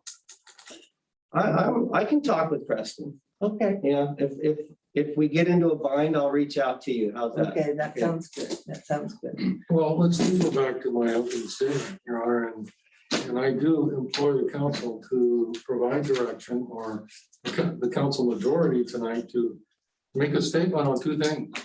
Number one, that this council does not have policy issues with the enforcement of law enforcement in this community. The second thing is affirm the proper protocol. If you have complaints about officers, again, you don't go around my back and complain to the management and sheriff's office. You either take that concern to me or you bring it to the mayor. You don't talk to the deputies about what they should be doing or how they should be doing that job, their jobs. That's not appropriate. I would like the council to provide some direction on those two matters. Okay, does everybody understand that the normal protocol when you have an issue? Now, I am in full approval of counselors taking a look at any contracts or any issue or anything that they feel that the city is not either getting their money's worth or anything like that. That's your job. But what I'm not I do not agree with is the fact of going over the procedure of how to find that information out. What you need to do is you need to go and ask Preston the questions first. If you don't get a good answer, come to me and then we'll see if we need to go somewhere else. We don't want to go above Preston's head and we don't want to go to the commissioners or the sheriff's people or whatever with questions that we can get answered here. That's what our part of our government, that's his job. So I just want to make sure that everybody understands that. So I'd like to see, I agree, you know, I think we need to follow the procedures. I would like to see myself copied and anybody else, maybe we just say the whole council gets copied on any communication from Preston to the sheriff's office representative. I feel like that we've been asking questions about, well, what's the direction that the council has given to Preston to talk to the sheriffs? Because I agree, I think it was brought up in one of the council meetings by Sgt Elliot that really there should only be one person making these suggestions. And I agree. We as a body need to make those decisions. We direct Preston, but I want to hear what he's saying to those representatives. I want to see it in an email. Oh, so if Jim brings up something that he would like to No, ask the if- sheriffs, in any direction from the No, city. if he tells the deputies or he talks to the sheriff's department and says, this is a priority. We want you here on Halloween. We want you here for the Harvest Fest. I think that's what Jim's asking for. He wants any direction to the sheriff. I think that's what he's asking for. sure, Christine, what do you have to say? I think that's inappropriate. I think that falls right in line with the issue of micromanaging. It is I not see our it. job to micromanage Preston or the sheriff's department. I take exactly zero issue, with our current practices with the sheriff's department. I want our deputies to be able to continue to operate at the full scope of their practice, to the top of their education, training, and certifications. I don't want them to even have to think about prioritizing code enforcement if they don't have to. And now with the resource of a code enforcement officer, hopefully they don't have to anymore. Hopefully that is a non-issue anymore. I think the only change that I would make if were even possible would be to convince McMahon to stay and to get Drury back.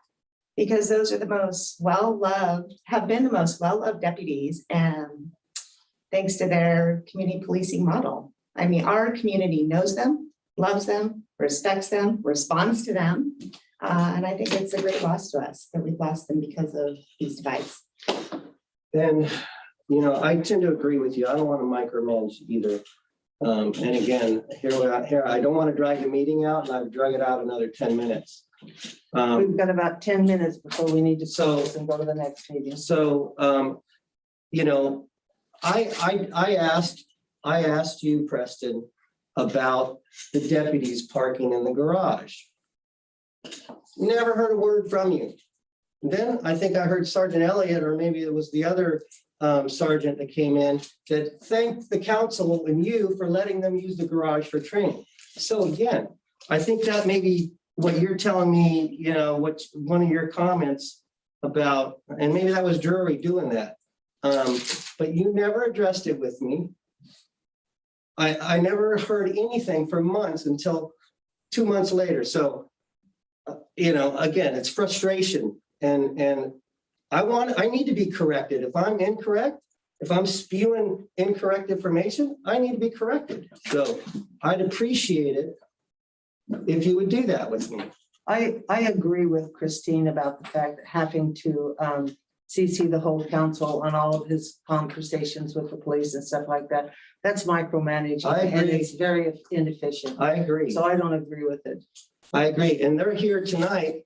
Sgt Elliott's here tonight. And so he's hearing the decision directly. So I'm not concerned about, you know, Preston going around us, you know, at this point. So, and again, I am pro-police. So don't misunderstand my tone of my voice or my frustration. I'm pro-police. I have no issues with the amount of money. It's the times and the hours, which we never discussed about changing hours. Mhm. So have we decided on 10-hour days or 10-hour shifts, 4 days a week? And Why would you change hours? we have nobody here. We have, according to the schedule you gave me, and it's a little different, it's going to fluctuate. We have nobody here after 5 p.m. Monday, Tuesday. I We don't have, feel comfortable telling the sheriff's department when they should be here, when they know exactly when our crime issues are going. there's no one here from midnight, Saturday night, midnight to 7 a.m. or 4 a.m., 3 a.m. Prime time crime, Friday night, Saturday night to me is after midnight. It took 20 minutes for Dayton deputy to come over. I had a porch prowler 3 weeks ago. We didn't have anybody. It was 1 a.m. It was 10 minutes to 1. And of course, they didn't get him because the guy was gone by then. But I mean, he didn't steal anything. That's not the point. The point is, you know, we have nobody after 5 p.m. on Mondays and Tuesdays. And we have nobody after midnight, you know, I mean, it's just, and there's Sunday, there's nobody here at all. Okay, Not that we necessarily need somebody on Sunday, you know, but if you if we look get if you look- 8-hour days, that would stretch out the number of days they're here. And, you know, I mean, well, the only day that they're not here is Sunday. If you look at the schedule, there's an overlap for 2 days, and the only day that they're not scheduled is Sunday. Otherwise, we do have a deputy on until midnight when we have the biggest percentage of crimes. until midnight. Bars shut down at 2 a.m. Greg, And that's when they're walking home Greg, and. we have 7% of our calls for, I have for issues with the data criminal. too, so. we have 7% of our crimes in after midnight to 6 o'clock. Why would we spend 30% of our police time on 7% of our crimes? Okay, and is that detailed data in this presentation that they gave us? Well, it's, you know, I got all the data that I'm talking about in this handout that they sent us right here Okay. to August. And is this data only our assigned deputies? This- 320 and 321 and 324, and when did 321 leave, right? You guys have been giving me data for a couple of months. I haven't got any data for the last 2 months, but you're giving me data. I don't know when Drury left. I think he was 321. So here I am, you know, slicing and dicing data, and I'm slicing it on a deputy that hasn't even been here since when? You know, Greg, you haven't given me any data or any information for me to make a decision that we would want to talk about changing the schedule. You're getting the same data I got. I Apparently, well, you got more because you got the exact schedules. So when I just got when- this. When Preston first suggested this meeting, Mhm, it was based on an email that Greg sent with some questions. mhm, Those questions involved trying to understand the hours. mhm. Preston's response was, we can talk about those in the hours in a work session. And we did. So my understanding is the hours are somewhat controlled by the bargaining agreement. Is that correct? Certain shifts are allowed and certain ones are not. For example, we've eliminated the idea of some kind of split shift that is not okay under the bargaining agreement. The other shifts are dictated by the bargaining agreement. Right, we Start and stop times are negotiable. we're not parties to the bargaining agreement. Another point I want to add to this is that there are deputies who have liked working here. I don't want them to not like working here because we changed their family dynamic at home based on the hours that they work. The final point that I want to point out is that none of us are criminologists, right? Like I have an advanced degree in criminal justice and I claim no knowledge over what the best practices are because I don't know. I've never worked in the field. So I trust the sheriff's department to make those hours. I agree. I would agree with that. My question is, are you going off, it would be dated at this point, but dated direction from the council or from the city administrator that says we want these? Or do you feel like you can do an analysis and say, hey, we think we're going to switch this up without having to come here? Because again, I don't want to tell you how to do or when is the best time to control, but I want you to have that ability to say, we're actually going to try a few things going forward. You know, people that kind of come to know what our hours are and we like to not, you know, proclaim that. We're going to try to do a couple things and, you know, we'll follow up and see if it changes in our report or something. You know, do you feel like you can do that? Oh, absolutely. And the hours that are currently being worked, that's not just like a random thing. The shifts that are currently assigned are based off of the data from when the greatest number of calls come in on what days. That helps with deciding when the overlap occurs. Your question about, you know, preferring that they go to 8s, that we would have a greater coverage. Well, your day shift car would be done at 3 instead of at 5, because you only get 8 hours of coverage in a day instead of 10. So there's a trade-off every which way you go.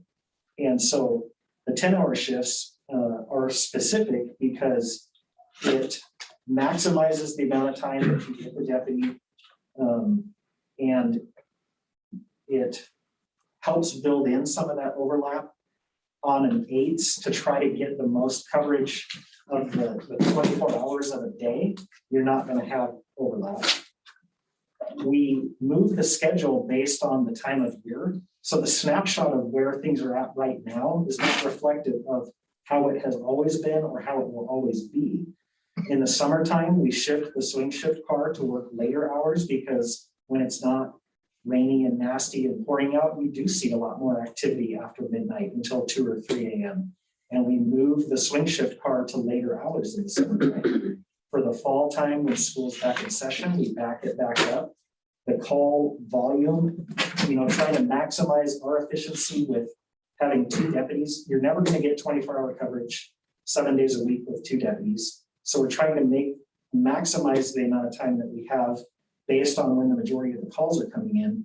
If you didn't have that overlap time, you would have your day shift deputy who can't even get to all the calls throughout the day. They're going to remain pending until the night shift person comes on, instead of being able to take those in a more timely manner.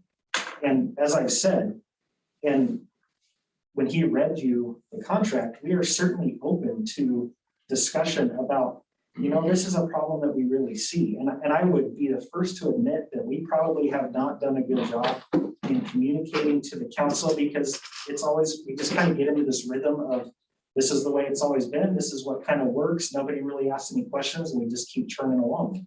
The deputies show up to work every day. We handle our business. Nobody really asks detailed questions. And so we kind of get lulled into this, hey, here's the monthly report. You can see kind of what we did, and any questions? Okay, no thanks. Everybody have a good day. And so, you know, I would hope that, you know, you're saying you have an issue with data. I'd be really curious to see what your issue with the data is, because you've been getting more data in the last several months than you've probably ever gotten, at least in your time on council. And so, you know, the annual report that shows the synopsis of the whole year, kind of a 50,000-foot view. I send you the detailed monthly with addresses redacted, shows every single call that's taking place. And that looks a lot different than the reporting report that you were getting before that just shows the FBI stats, where you're talking 30, 40 things, but you've got 300, 270, 280 calls for service in the month. And so, this is all about communication both ways. Right. And, I agree. My only input in the regular schedule, and this happened several years ago, is to have our deputies when school's in session available with, no other priorities going on, have them in the morning when the kids are dropped off to school and in the afternoon when they're picked up. And they made those adjustments in the regular schedule. And the regular schedule is the way it is because it works and it works well. Anytime I've had special requests and work with the sheriff's office, some at their own initiative is to address other issues like car problems, like vandalism, like pedestrian stings that they do. And they've been very accommodating in that. This conversation with council gets back into the micromanaging, the disrespect. We're not just talking about comments from council about shifts and hours. It's about the type of people that defend our community. They're not the right kind of people. I think that's very bad language. It's not appropriate and it needs to stop. And this is part of the morale issues we've got. When statements are made along those lines, it's very bad and it needs to stop. And as well as other micromanaging of the contract, going around my back, all these things. That's why I implore the council to make a decision tonight to stop some of this stuff. Say that you don't have policy issues. Go from there. We have done. So We have done that. We have done Sergeant that. Elliot, I'm glad that's understood now. I thank you for your explanation. I learned a lot from what you just said. I had no idea you guys switched it up. I understand the overlap. I understand the need for overlap. Maybe not 3 hours, maybe it's 2 hours, or maybe there's, like you just said, you switch it up. Nobody ever tells me any of this stuff, so I don't know. And I've said it enough times that someone should have corrected me, and I realize it's not your position to correct me. So I'll just leave it at that. I appreciate what you said. I'm a fan of Deputy McMahon's too. I don't want him going anywhere. So if you can relay that to him, if he thinks I'm, one of the bad guys, I like Deputy McMahon. I think he's a great deputy. Is this Jacob over here or Josh? I'm sorry.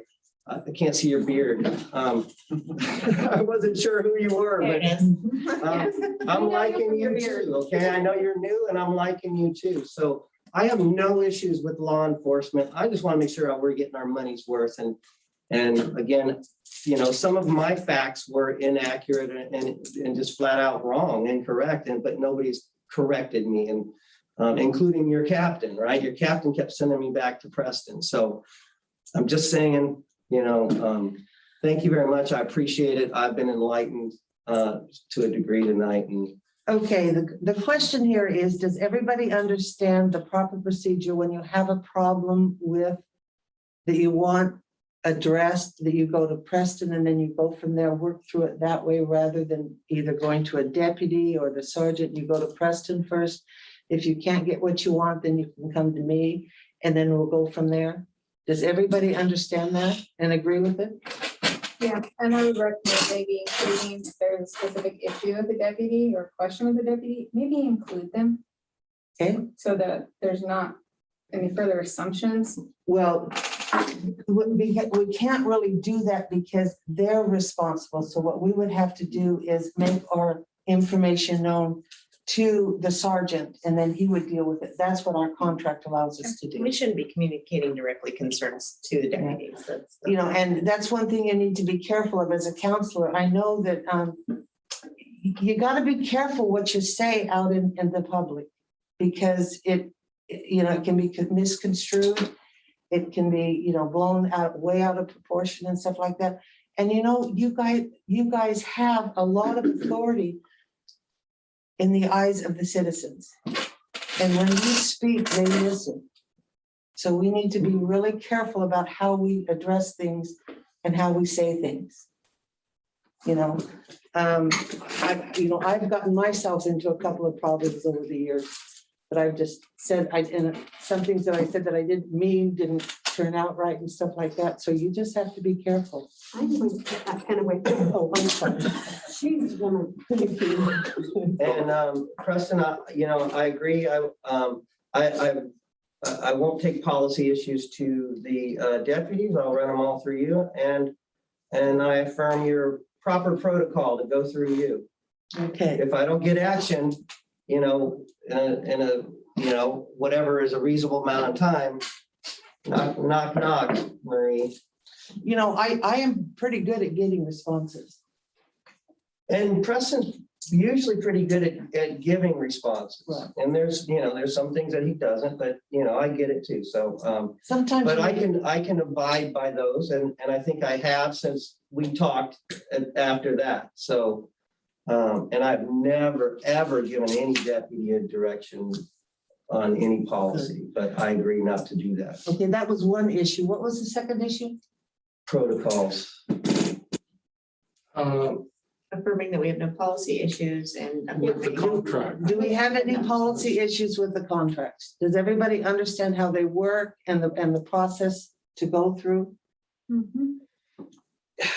I'd like to reserve the right to come back to maybe their hours later on. If data changes significantly, I would like to be able to perhaps bring it up and say, hey. If data changes and you have a suggestion, Preston will be more than happy to. And my transfer to them. issue with the data, I didn't address that question that you had, but my issue with the data is that I don't know when Drury left, 3/21. And so, again, I have 4 months of data here, but half of it doesn't mean anything because 3/21's on here, but he wasn't in our town. And with the annual, excuse me? Somewhere. On the Excel spreadsheet you've been providing. It's still responding to calls here. Okay, so, but I was assuming 3/21 was our second full-time deputy, and that's how I sliced my data based on that. I didn't realize 3/24 had come in, and I don't know when 3/24 started. And the annual data, you can't provide any file on that. So all I can do is look at your pie charts and your graphs and extrapolate from there. And I don't know which deputies, which outside agencies. So I don't know, because I'm looking at, are we getting our money's worth based on the deputies we're paying for directly, not the additional assistance we get? Well, then why don't you do this? Why don't you write up a formal request for data, give it to Preston, and Preston will give it to the new sergeant, and we'll see if you can get it. I asked Preston if he could. I went through Preston to find out if they could provide it, and he told me it wasn't available. And I'm fine with that. I'm fine with putting all this on pause and waiting a few months, 6 months or so, and see how things play out. Okay, that's you're not going to hear it from me for at least, I'll go 4 months. I'm saying 6, but I might slip at 4. And, okay, so we don't have any problems with the contract. Oh, yeah. Sorry. Greg, I'm 3/25, not 24. Okay, see? Yes. Thank you for correcting me. I appreciate it. That Excel spreadsheet that you guys have said that Kevin sent to me is really a great thing, because I can go in there and sort it by time, date and time, and sort it by officer, and sort it by code and stuff like that, and get all the information that I need. It's excellent, as long as we can get it before the meetings. I send them every month before the meeting. Okay, then we'll talk. Who do you send it to, Kevin? I send them to Kevin and Preston. Okay, then that's all we need to do. We need to work that Yeah, in. and I haven't received a file since April, May, June, July. I have up to July. I don't have August, September, October. Do I have to ask for those every month? Yeah, that's an internal thing. We'll work with Kevin on that. Okay. So while we're talking about the contract, I have no policy issues with the contract. I think it's great. I know that we're going to be, signing another one in the next 6 to 8 months to start in July. Is there anything that other cities negotiate for? I know the price is pretty firmly set, like looking ahead of, before we sign it, what should the council expect to, you know, I don't know that we're gonna dig into it as much as this, but what's available for us to discuss? The only things that are really different between any of the cities, and Bill might actually even know more than I do, because I'm not a part of the negotiation of the contract. Typically, the sheriff himself or one of the captains is handling that negotiation. Is some of the cities specifically have language in there about some responsibility for code enforcement being a part of the contract services, and some take care of that internally, and it's not a part of the contract. You know, in general, the contracts between the 5 cities are all fairly consistent. It just boils down to a negotiation of how many FTE and what salary range the city is going to pay for, because they negotiate and say, well, we'll pay for a step 6 and a step 8.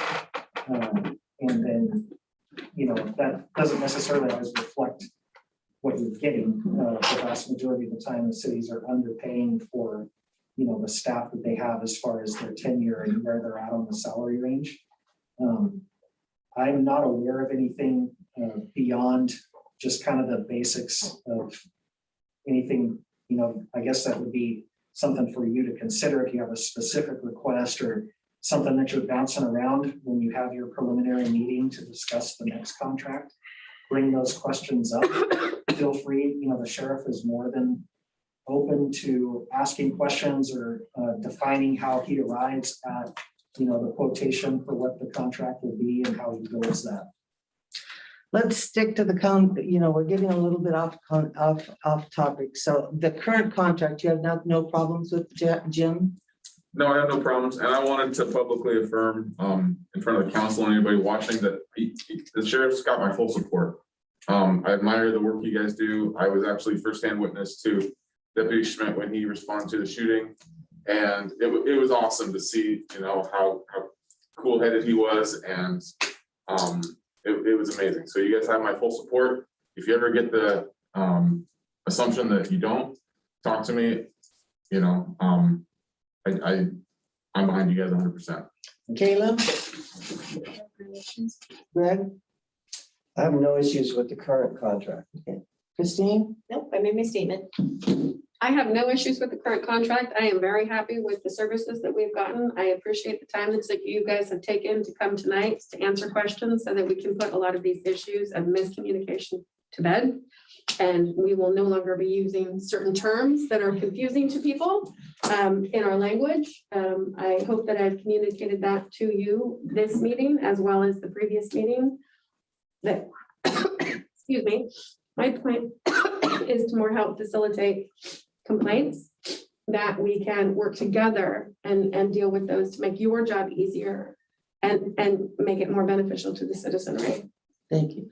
Okay, do you have what you need, Preston? Okay, I'd like to state that I appreciated all of your opinions, and I appreciate you spending your time tonight. I think it was very, very helpful. And I also want to say that I believe that everybody in the city really appreciates what you do, you people do, you police department does. Thank you. You know, I can't think of any complaints. You've always been extremely attentive when we've had problems in the park and stuff like that. So I have no complaints at all. And that's my last statement. So are we ready to adjourn?